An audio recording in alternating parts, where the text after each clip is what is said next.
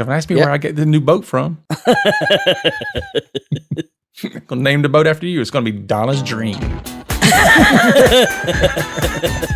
You're listening to the Help Me with HIPAA podcast, where HIPAA and humor collide to make learning fun. Your delightful hosts are Donna Grindle and David Sims. Relax. HIPAA help is on the way. Welcome to the Help Me with HIPAA podcast. My name is David Sims of HIPAA for MSPs, and joining me is Donna Grindle Carden. Good morning, Donna. Good morning, David.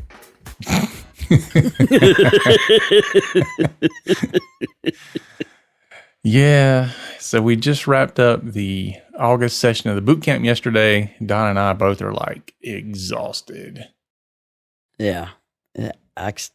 We do wonder how it just wears us out, but I guess we think a lot. Mm-hmm. I don't know. You don't have that opportunity to disconnect, I would say. You've got 8 or 9 hours of just being on for 3 solid days. Prepared to answer any question that comes to us. Yeah, you have to actively participate, actively listen. You can't let your mind wander, which is what I do most of the day. We both like to do that with our day. You can't go down any rabbit holes or anything. You just have to stay on track. That is not something I'm used to doing all day. Bless Elizabeth for trying to make us do it. But it was great. It was a good time, as always. So yeah. And everybody, it was a lot of really good interaction, a lot of very interesting discussions too. So yeah, the eclectic group that we like. Yes. Yeah, it was there. But we do have to give out a special shout out. Yes. So hold on. For those of you who are listening in your hot tub. Yes. Welcome to the HIPAA Hot Tub Podcast, where every week you can soak in the bubbles and take in the privacy and security that makes you comfortable in your hot tub. I know. I was like, I can't say He just gave up right then. Say it. He can't do the bow chicka bow bow. I know. Okay. Bow chicka wow wow. I'm about to stumble into FCC territory. I had to stop. But you know who you are.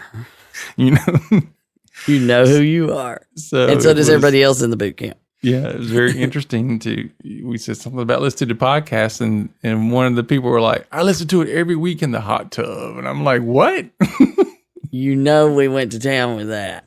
So I'm thinking of all the things I'm going to do in the hot tub to relax. Listening to me and you's not one of them. I don't know. You never know.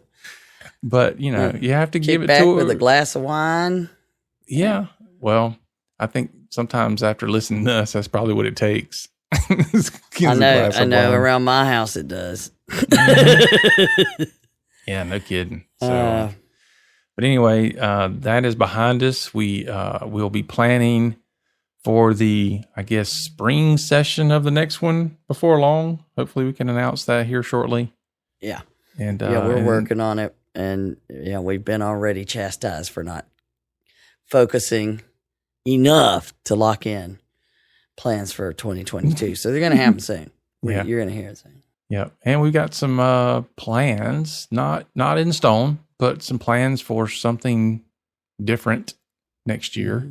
So we'll see. Don't want to say too much about that quite yet, but it's going to be different and exciting. So we'll see. We're going to try it on. We're going to see how we feel in it. For those Ted Lasso fans, I recently binged Ted Lasso, and if you have not watched it and you have Apple TV, you're just missing it. It's awesome. Anyhow, we're so tired we could ramble in a lot of ways. Yep. So the title of today's episode, Don't Be An ID10T. No. If you don't know what that is, write it out on a piece of paper. Or just look at the title of the episode. Yeah, it'll make sense to you. But if you enjoyed today's show, give us a review. We definitely appreciate those things. And so we have some Thanks to our donors. We appreciate you. We seriously do. Boy, we're tired. Yep. All right. We're going to dive into our HIPAA Say what? segment. Yes. This is definitely right up the alley of don't be an ID10T. Don't be an ID10T. So shout out to William Price, which actually we're interviewing him next week. Yeah. He's joining us for a change. And we're going to talk about social engineering and penetration testing and stuff. So it's going to be fun. So, shout out to him. We follow him on LinkedIn and he likes some other places. Yeah. And he tags us on stuff every so often, which I always have to go look at what he tags me in just to make sure he's not saying something that I need to respond to. Yeah. But he posted on LinkedIn 3 days ago as we're recording. The first day of the boot camp. Yeah. Yeah. So he says he's working with a small to medium sized company and startups, and it's always rewarding. But he's helping some people test their systems, and it's a potential client, and they're in the AI space, artificial intelligence space. Yeah. Anyway, go ahead. And they told him when he asked about the scope of a potential assessment. Okay. And I quote, "It is just a checkbox procedure. We want to do as little as possible when it comes to security." I mean, really? So, shout out to him for saying that he definitely won't be taking them on as a client. And he also says it's a grim reminder of why we still see the breaches that we do. Yes, absolutely. And you want to know why there has to be laws out there to force businesses to do things? It's because businesses like this. Yeah. This is why. And why we have to vet the companies, because you know that company's going to talk about how secure they are. Oh, so, security is so important to us. Your privacy is of utter importance. As we notify you of the breach we had. No, I mean, unfortunately, everybody. It's going to happen to people that do take it seriously, and some people really are taking it seriously. But the problem is, even the ones that aren't will claim that they are. Yes. Yeah. So I am, William's our kind of guy. I mean, we tell people flat out, if you're just looking for check the box, that's not us. Mm-mm. If you want to do nothing but HIPAA compliance, really, not us. Yeah. That's why we, a couple of years ago, dropped compliance from our name. That's not what we're about. Mm-mm. No. If you're wanting the bare minimum, you're just wanting to skirt by, and I'm not going to work with you. I have no desire to work with you. A check box procedure. Mm-hmm. That is what they said. And so I guess I'll I'll say what my response to that post was. My response was, their intelligence is truly artificial. Yeah, he's a funny guy. He's a funny guy, that guy. Yep. So it's pathetic that in this day and time, as hard as it is for us to get some people to pay attention to security, you still have businesses out there that are in the tech space. Yeah. That are saying, we don't care. We just need the product to sell. We want money. Mm-hmm. We don't care about the security. And check the box procedure. Yeah. And so, as a segue, if you want to know why security is so important and how quickly the criminals can move versus how quickly security can move, we move over to Twitter.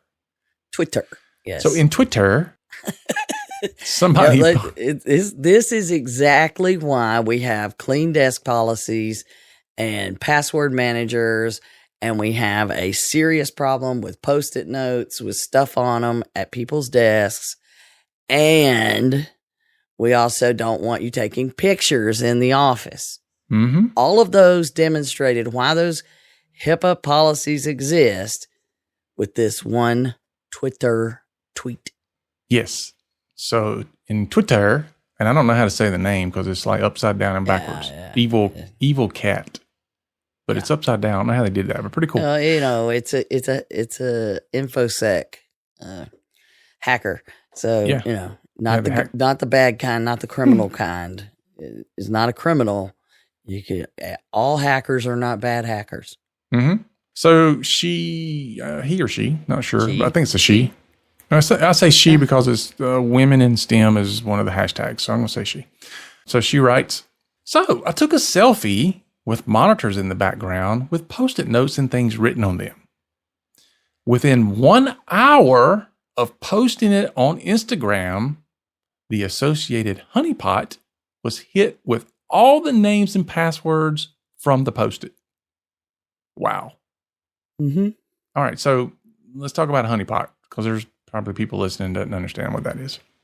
Yeah, and they're fun, just to monitor. But it's like Winnie the Pooh. If Winnie the Pooh sees a honeypot, it's I'm gonna go get the honeypot, and you catch more flies with honey.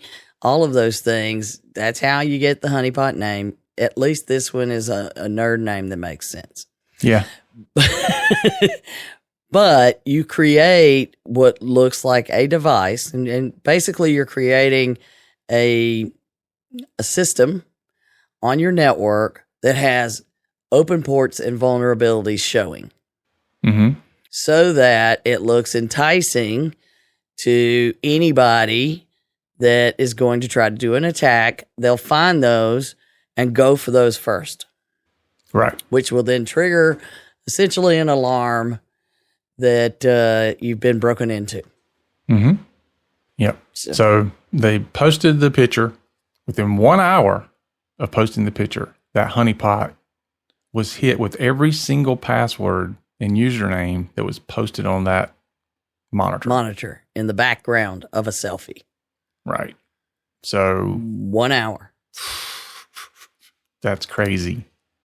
So now you know why we don't want pictures being taken with computers in the background. We don't want them used at work. We want none of this stuff posted up at work.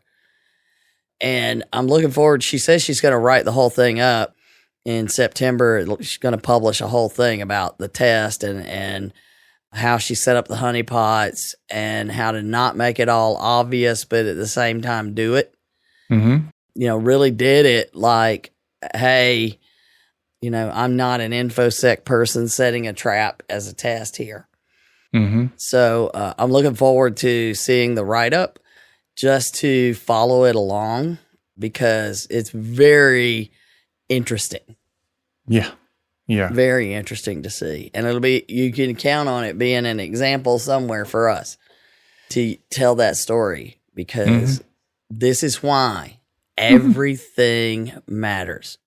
This is why you don't check the freaking box.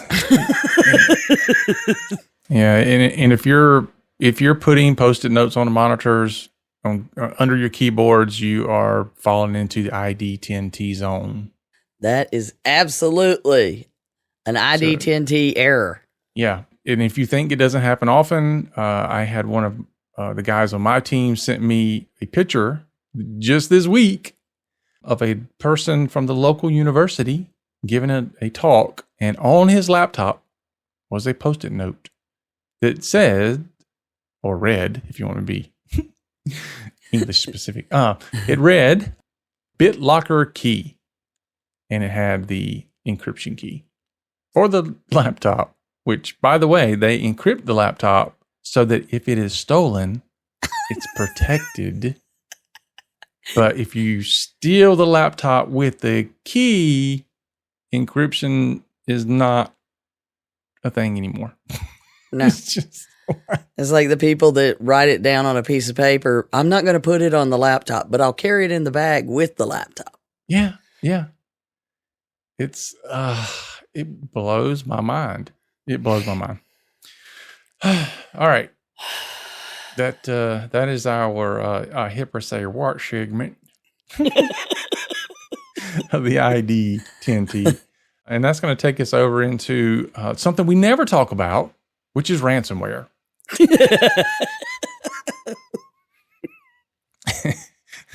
If you're new to the show, we talk about ransomware a lot. We're sick of talking about ransomware. We would love to not talk about ransomware. Yeah, we're not going to get away from it. We've been reading news stories lately that the cost of ransomware, as far as the ransom amounts, have gone up like 800% from last year.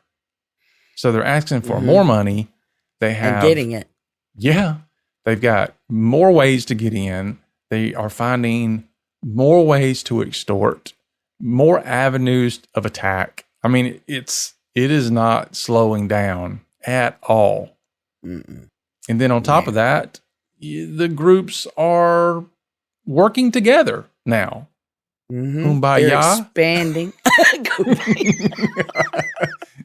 I got attacked by the Kumbaya hacker group. So they have meetings and pass the talking stick. Yeah. But one thing we've mentioned before is the rise of ransomware as a service. So with ransomware as a service, somebody can go in and just purchase the ransomware process and be involved in it in that way. But what we're seeing now is not, ransomware as a service takes a little bit of additional work. So let's find a way to remove the service part of it. How can we get people to help us out? What we do is we create an affiliate program. Mm-hmm. So an in-person affiliate program. Yeah. So if you by chance work for somewhere and you would like to make some extra money to the tune of $1 million, there's a cybercrime group that are asking insiders for help in planting the ransomware. Yep. Now, for as long as you have employees, you will have insider threats. Okay? Don't think this Susie that's been working at the front desk for 20 years would never do such a thing. Because we're talking about a life-changing amount of money here. Now, I don't want to go down the argument rabbit hole of, well, will they actually get paid because we're trusting criminals? Yeah, we say that a lot about the honest criminals. But you have to think that if they don't follow through, it doesn't take long before the hacker community discounts their credibility, and then what they're trying to do goes away. Because think about it. If I am a criminal and I am charging the victim $2.5 million, but I'm giving somebody $1 million of that split, and I don't have to do anything because they're doing all the work of getting me in. Yeah, they're taking all the risk. Yeah, dude, I'll make that split all day, every day. As the criminal. Now, as the employee, wow. There is no part of this that seems like a good idea, but how many people fall for a get-rich-quick scheme every day on the internet? A lot. And you might think, well, this needs to be a disgruntled employee. I don't know, man. For $1 million, you don't have to be that disgruntled. No, just not have a high level of integrity. Yeah, which we know is, integrity is not as common as we would like for it to be. But the good news is it is more common than the most pessimistic people say it is. So you can count on this. And oh, by the way, we will not be giving a link to this information. If you want to know more about how to get the $1 million, we're not telling you. Well, this also goes hand in hand with another thing that we've heard, which is, Donna, fill in the blank here, or answer this question. Which industry has the most insider threat? Healthcare. We're number one. Yeah. In healthcare, the insider threat is higher percentage-wise than the outside threat. Yeah, that number fluctuates, but pretty much never stays low. It's going to be the same or higher. and it's not always malicious. No. It is particularly now you've got people doing 15 different jobs and under a lot of stress and exhausted, they're going to make mistakes. Yeah. Well, in some ways, I have to think that this is kind of targeted at the IT folks in an organization because... What did they tell them to do, though? Well, part of it is they're wanting the file to be executed on a server, if possible. Mm-hmm. So in most organizations, your average person in the organization shouldn't have the ability to do that anyway. Mm-hmm. But I do like the fact that the criminal says, make sure once you do this that you delete the exe file, the executable file, delete it, and then delete it from the recycle bin. Which I'm like, okay, they do know that that's not really, removing it and all the tracks involved. No. So from a layman's standpoint, you might think, oh, I've covered my tracks because I deleted it from the recycle bin. But no. But here's the criminal doesn't care. No, that they just don't means care. The need to give their money goes away. Yeah, they're leaving the tracks for you to get caught. Yeah, what I would do is I'd say you'll get your money within 60 days because by then you'll be in jail and I ain't got to pay you anything. There you go. It's a brilliant plan. It really is. But a quote from the article: the idea of a disgruntled insider as a cybersecurity threat isn't new. As long as organizations require employees, there will always be some insider risk. The promise of getting a share of the ransom might seem attractive, but there's almost a zero guarantee that this kind of complicity will actually be rewarded, and it's highly likely that someone taking this attacker up on their offer will get caught. Mm-hmm. So for those of you who got excited about the opportunity, I'm sorry. Don't be an ID10T. Yeah, but here you go. We know there's plenty of ID10Ts out there. Mm-hmm. And here's what I can see somebody doing. Somebody that knows who they can manipulate. They take the hacker up on the offer and convince somebody else to do something that they don't realize they're doing. And that person gets caught and claims you told them to do it. And all you say is, no, I got $1 million. I'm gone. Peace out. Yeah. Or what about this? For those of you who share your usernames and passwords. Yeah. Oh, I'll just do it as you. Good luck. Trying to prove it wasn't you. Exactly. Because you gave me your username and password. So I'm going to log in to the system as you and run this as you. And then as you go to jail and I get my money. Yeah. Don't ask me where I get the new boat from. I'm going to name the boat after you. It's going to be Donna's Dream. But you could tell many stories about things that insiders will do to each other, use each other, and it could be they're not disgruntled at the company. They don't like each other. Mm-hmm. It could be any number of things that you have no idea about that these insiders could be involved in, and they stumble on this. They could have, family members that have a serious illness that they can't afford to care for. They could be desperate for the money, not just greedy, but desperate. You never know. And if this starts catching on in any way, and like you said, the requirement to pay is something that it would, the word would get out. But overall, if the people that are falling for it get caught and not the criminals, it doesn't matter to them. Mm-mm. So you have a double problem there. You have ID10T working for you, and they are ID10T in so many ways. They fall for it, they don't get the money, and they end up going to jail. Mm-hmm. And you suffer because the ransomware attack takes place. So that is so frustrating. But yeah. Well, the other thing, think about this. You've got all the right technology in place. You're following recognized security practices and HIPAA and all these other things that you've got to follow. You have it all down pat. Your processes are amazing. Your technology is amazing. Your people, one bad apple. Look, they're already inside. Yeah. They're already doing these things.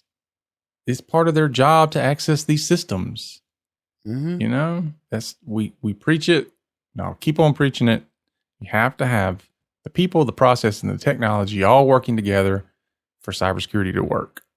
Mm-hmm. To have even a chance to keep control. Which brings us to why we're talking about ransomware even more is still hitting healthcare. It's hitting it hard.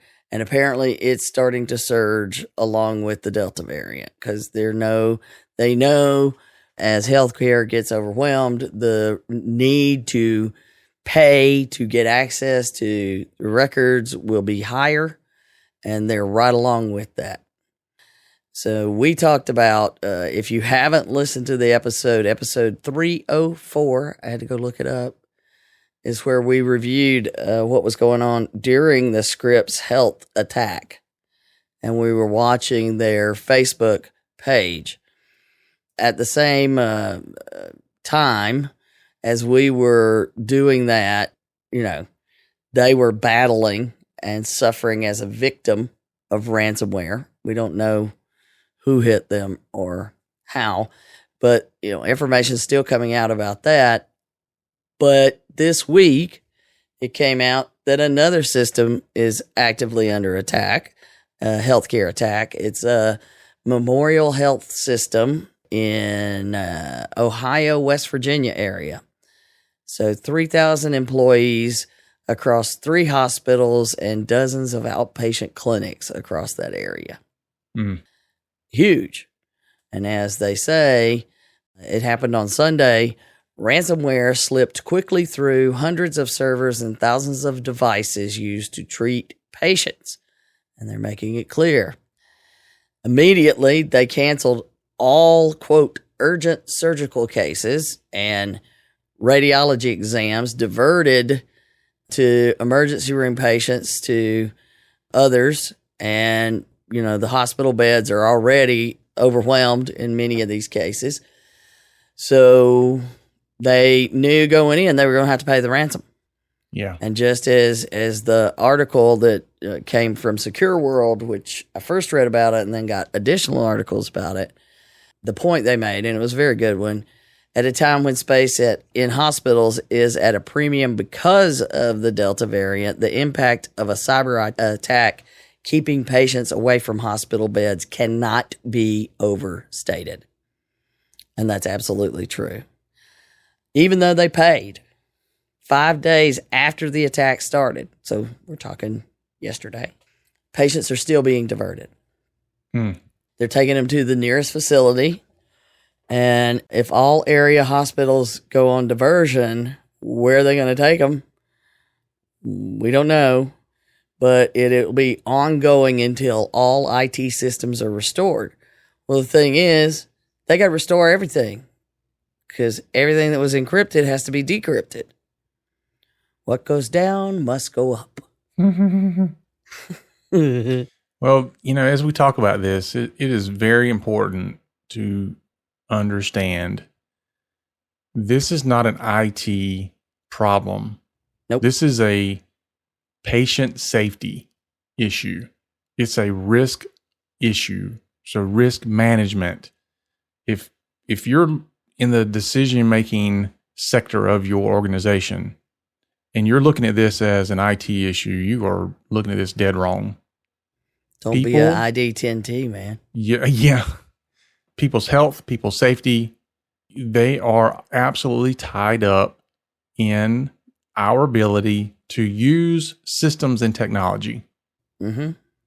You've got to change your thought process in how you address cybersecurity within your organization. Again, people, process, technology.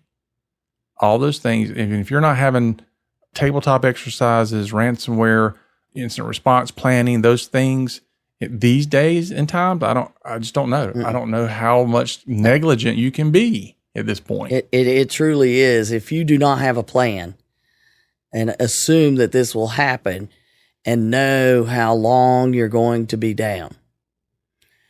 They're looking at that they will be, what does he say? It could happen as early as Sunday that we'll have everything back in place. Now, they paid right away, got the keys, but all those hundreds of servers and thousands of devices have to be dealt with. And it will take weeks to unlock everything. They're talking about just unlocking enough and confirming and making sure it's clean, because you also need to figure out how they got in and ran it. Because otherwise, they're going to do another one. Yeah. And the fact that you pay only makes you more likely to get hit again. So think about what business you're in, because some of you might be listening and you're like, well, I'm not a hospital system. Or you might even say, I'm not in healthcare. But that doesn't mean that people don't rely on your services. Yes. I mean, I'm in the IT field, but if I can't provide IT support and cybersecurity to my clients, then things could go, very badly for people. There goes one of the legs of the stool. Yeah, Go. exactly. If I'm a government entity and I have emergency services that I provide to the people in my area, how's that going to work without technology there? How's fire and police and EMS going to function when technology is not available to them? Yeah, and how is it that we talk about how we're no longer 6 degrees of separation. We're down to 2. So everything is intertwined. And if you believe your business doesn't matter to the other businesses around you, if all you do is sell cards or jokes or something like that, you don't have a lot to worry about. But it could really impact everybody around you if you do business-to-business services. Yeah. I mean, let's just say you're an HVAC provider. Yeah, boy. Okay. All I do is, keep you hot or cold. Well, imagine a hospital where somebody turns the heat up to 85, 90 degrees in areas of the hospital that's supposed to be cold enough to hang meat. Yeah.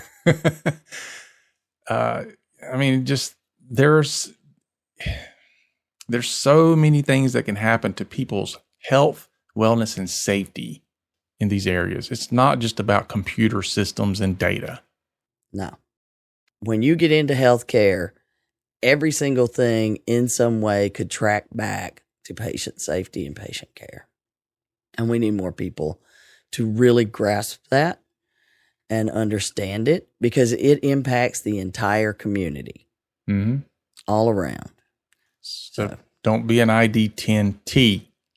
And for those who love the sexy big numbers information that comes out. Yeah. Why do you hear this one? So Scripps health ransomware that we just talked about. So far, the losses during that incident, the financial loss has toppled over $100 million. Yeah, when we talked about, they had made an announcement a few weeks back. They thought it was going to be maybe 60 million. Well, first it was like 40 million, then 60 million. And I was like, I don't think we're done yet. Well, they've broken it out now, and they say that the cyber incident itself and recovery cost 21.1 million. But the overall cost, the incremental cost of the downtime and the diversions and the staff and all of those costs, 91.6 million for those costs, getting them well over $100 million. Disrupted services for 25 days. Yes. 25 days, people. All you that think that, I'm going to be back up and running in 2 hours, that is not your plan. That is not the plan. So one of the articles, there was a study that was done by Cyber MDX and Phillips, commissioned a study by IPSOS. IPSOS. Sauce. That it had some really interesting numbers in it. It was specifically addressing healthcare medical devices, is where they do a lot of work. but they were looking at overall IT spending, and there were some interesting, scary numbers. Mm-hmm. Here's a note on from that report, which we'll have a link for you to go get your own copy. Cybersecurity investment, not a high priority. I was not shocked to see that. Yeah. Despite continuing cyber attacks against healthcare, and roughly half of respondents in this survey experiencing an externally motivated shutdown in the last 6 months, then more than 60% of the hospital IT teams have quote unquote other spending priorities, and less than 11% say that spending on cybersecurity is a high priority. I think that we can just leave that be. Mm-hmm. There was a couple of times where in the boot camp we could just put something up on the screen and say, well, we'll just leave that there. Let that sit for a minute. Yeah. Let that marinate. Yeah. And then we'd see Rocky's face. Shout out to Rocky. Thank you for that. All of the expressions, and no, he's not a poker player. Yeah. Yeah. What?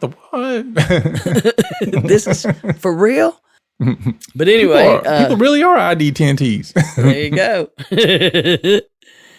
So when asked about common vulnerabilities such as Blue Keep, WannaCry, and NotPetya, okay, these are things that have been around for years. They have been used to attack many, many businesses.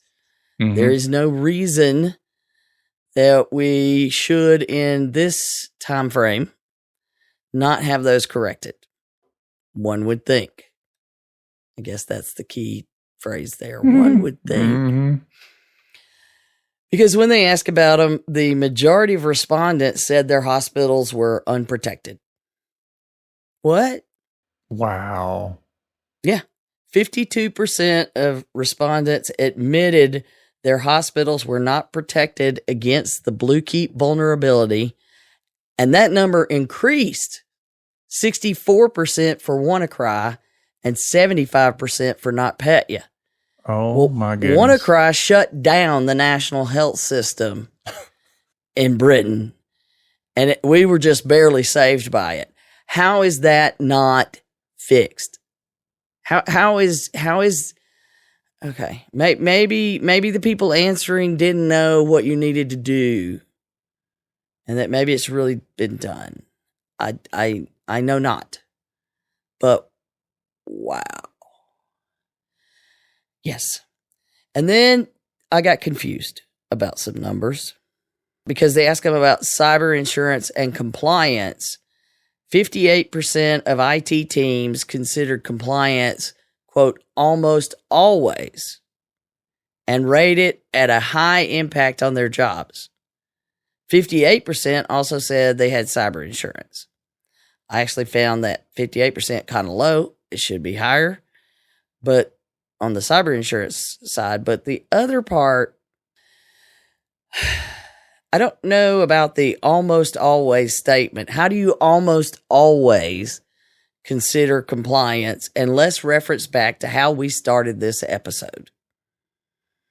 Is it the check the box when they almost always consider it and rate it a high impact because they think they know what do they realize that they don't know what they don't know? Almost always they do.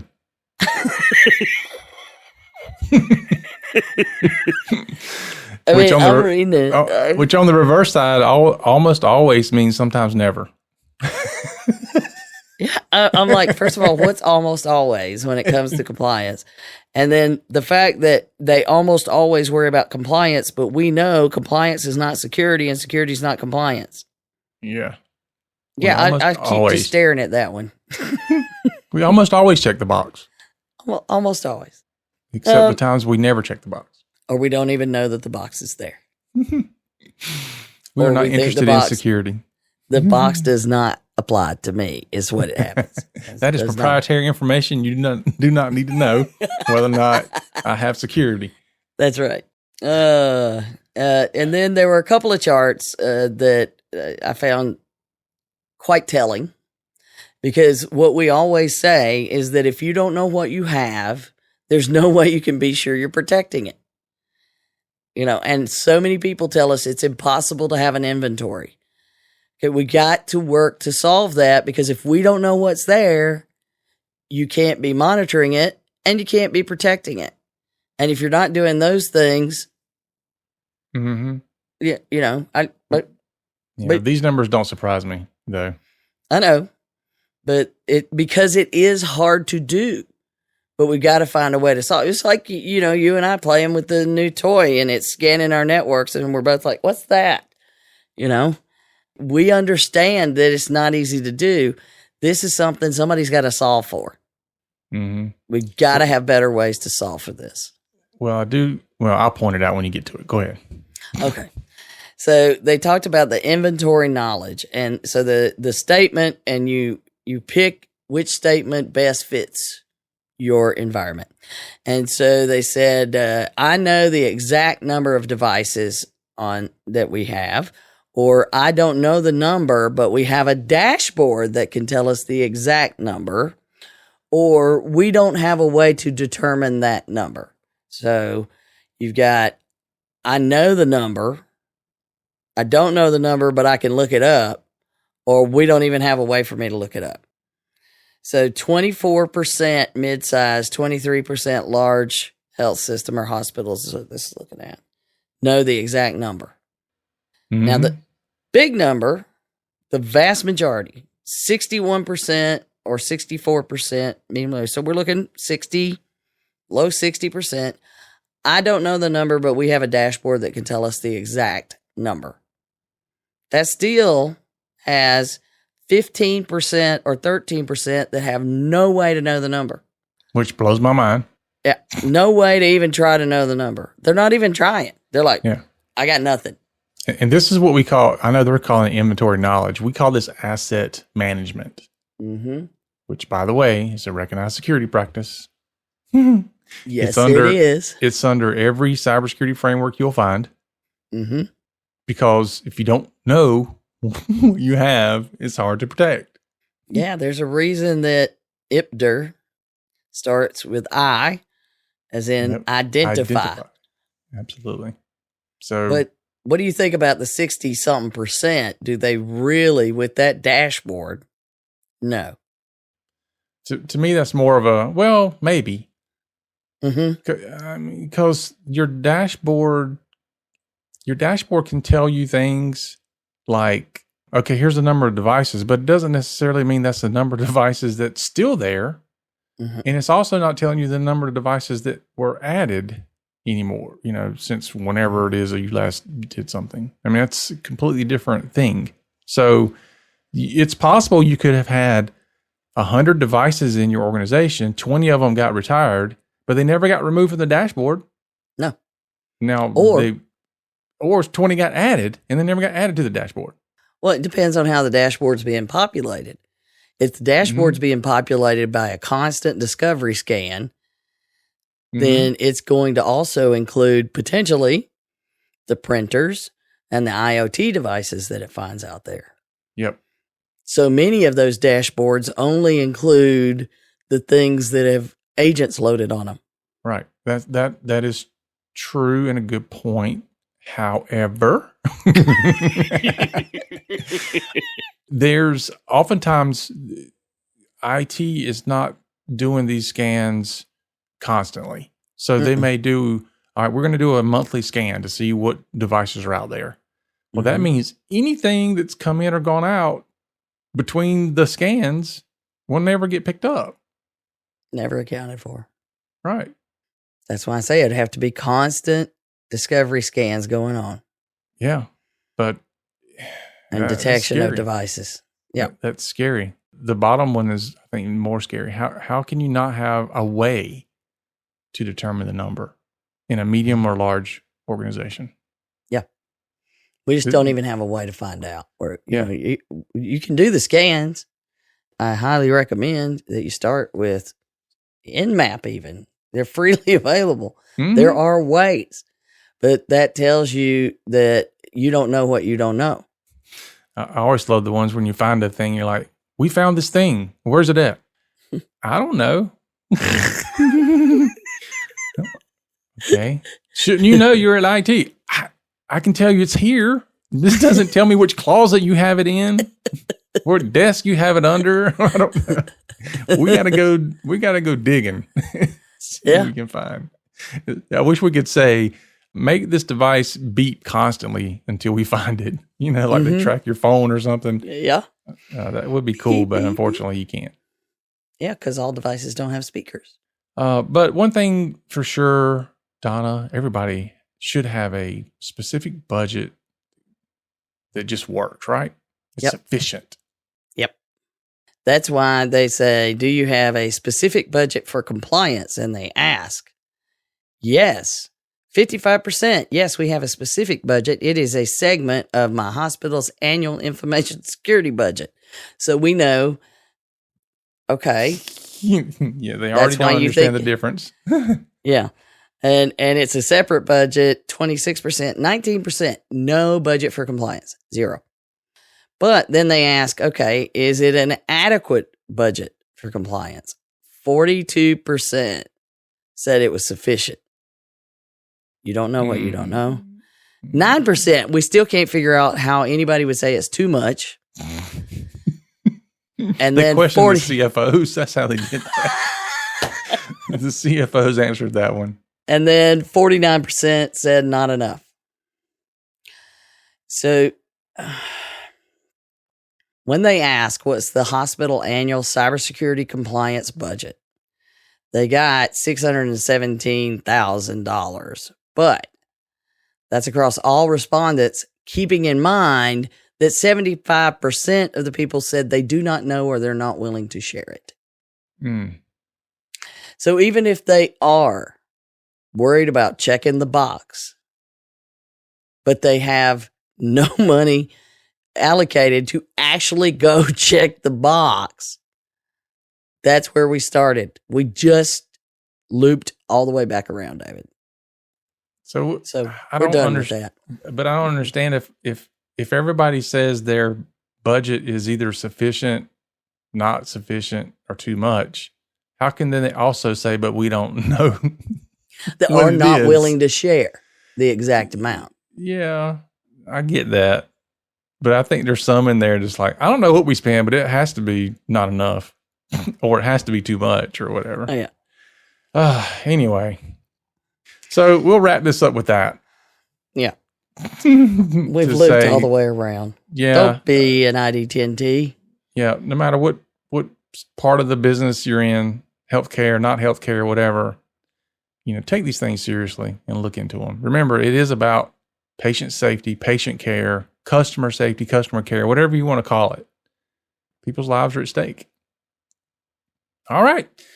Remember to follow us and share us out on your favorite social media site and rate us on our podcasting app. We appreciate it. And remember, for Donna and myself, HIPAA is not about compliance. It's about patient care. You've been listening to the Help Me with HIPAA podcast, hosted by Donna Grindle and David Sims. The show created to help you with HIPAA. For more information or to ask us a question, visit our website at helpmewithhipaa.com. Neither Donna Grindle or David Sims are attorneys, and they do not offer binding legal advice concerning regulatory compliance. The information in this podcast should not be relied upon or construed as legal advice in any way. Consult your attorney for legal advice concerning compliance with HIPAA regulations.